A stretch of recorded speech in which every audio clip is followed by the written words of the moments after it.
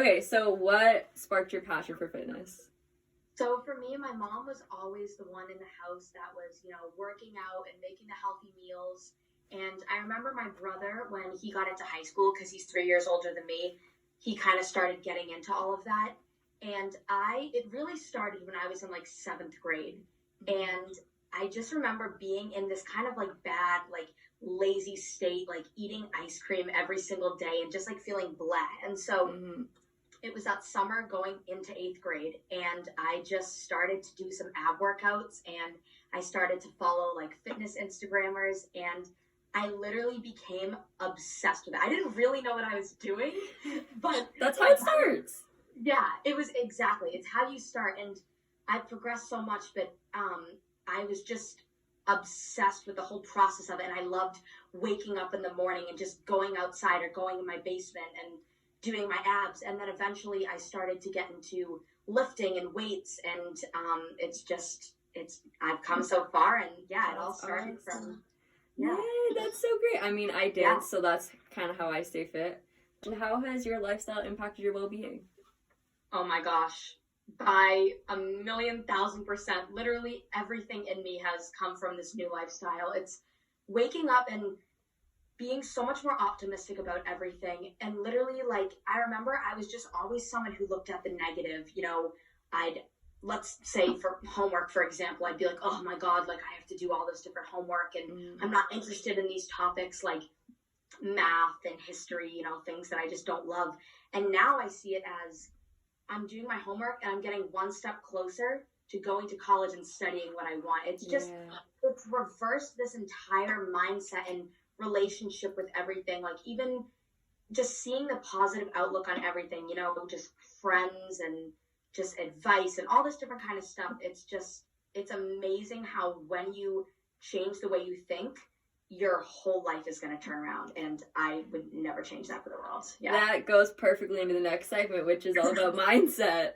Yes. Yes. Okay, so, I mean, you kind of just said it, but in your opinion, how important is mindset?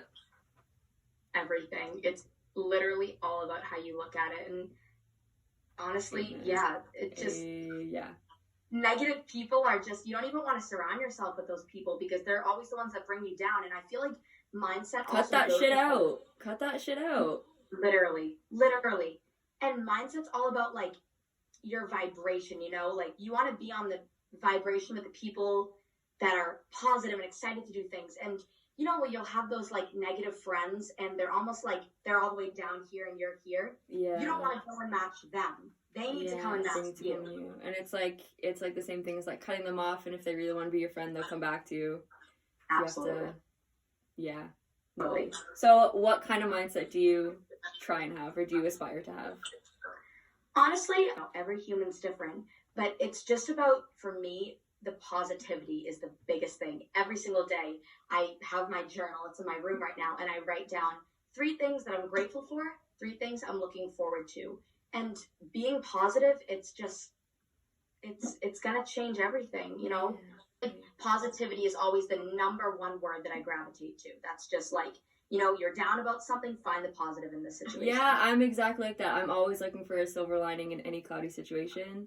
Absolutely. Yeah. There's that like trend on TikTok where it's like, show the point where you were at your lowest. Yeah.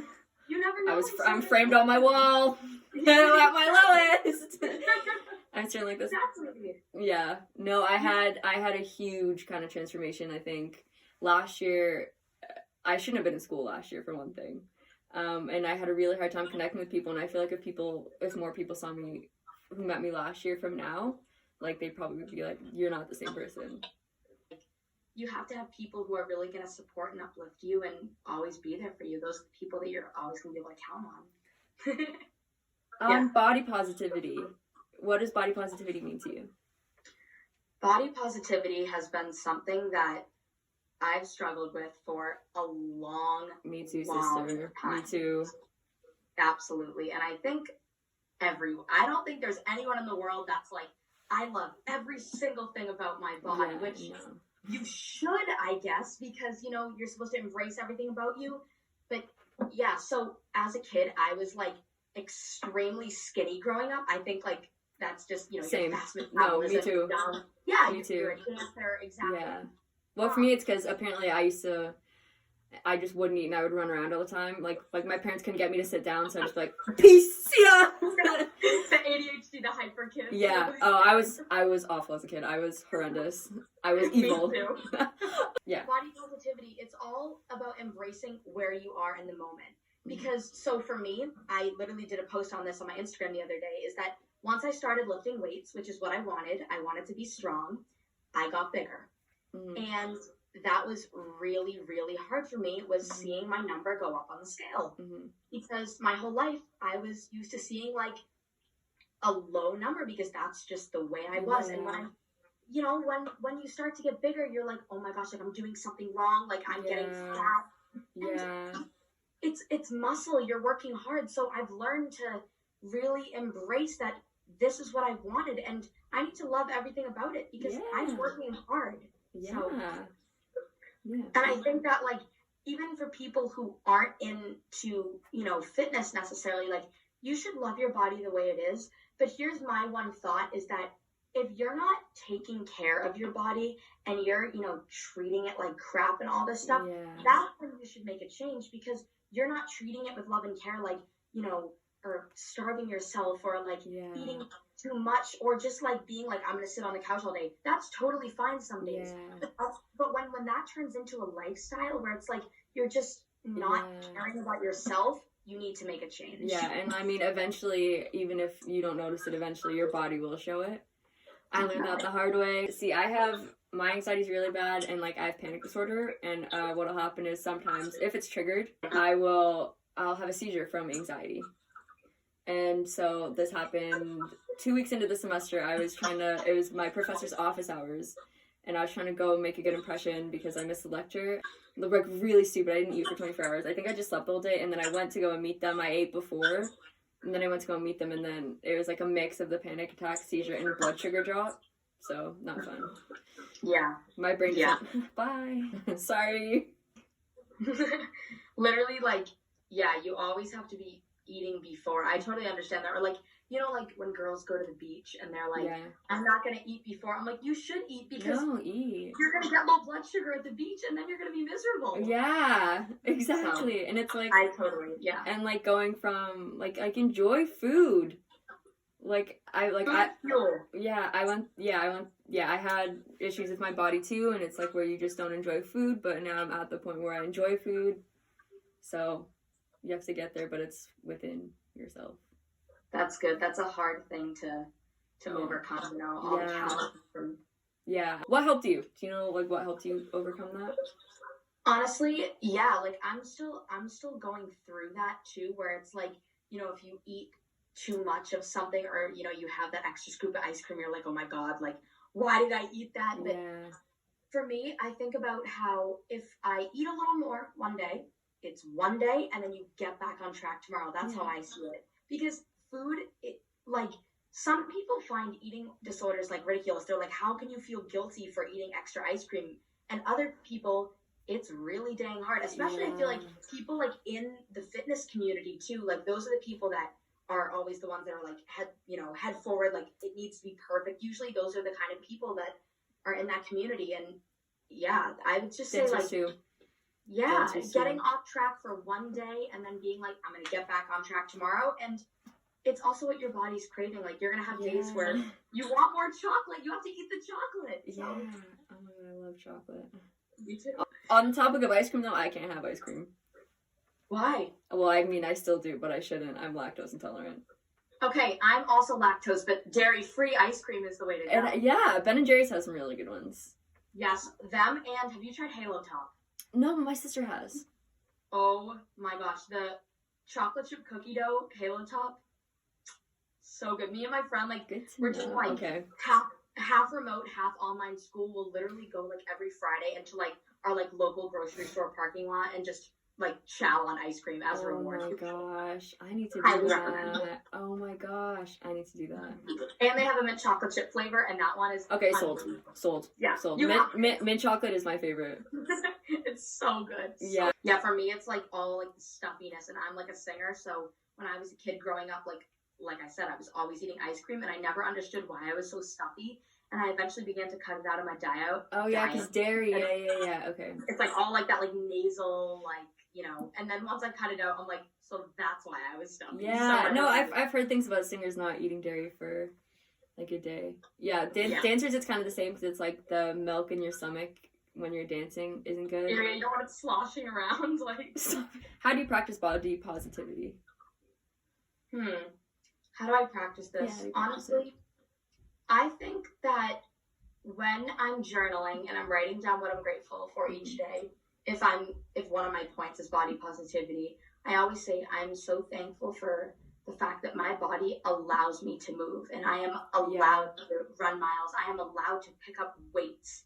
I am allowed to walk from one room to the next. I think that is so important. And also, when I look in my mirror sometimes, you know, like, for me, like, a lot of my fat is stored in my stomach. That's just how it is for a lot of people. I'm like, you know what? This is allowing me to carry my body, and it's okay. Yeah. Because not everything's going to be perfect. And I feel like that's what you have to accept is, like, those imperfections. And it's so freaking hard to do that. And, like, being thankful that your body is actually functioning. That's a big thing.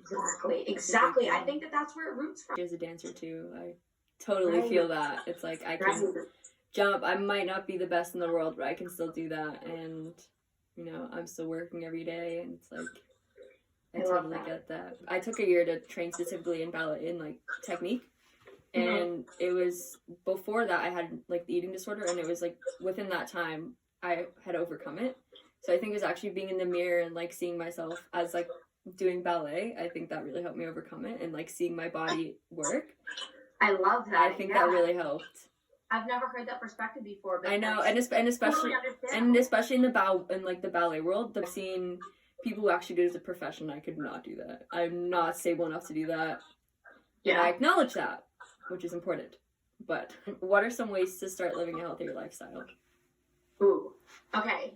Ways to start living a healthier lifestyle. Okay, 1, improving your relationship with food. That is the biggest. Improving your relationship with food. Number 1. Yes.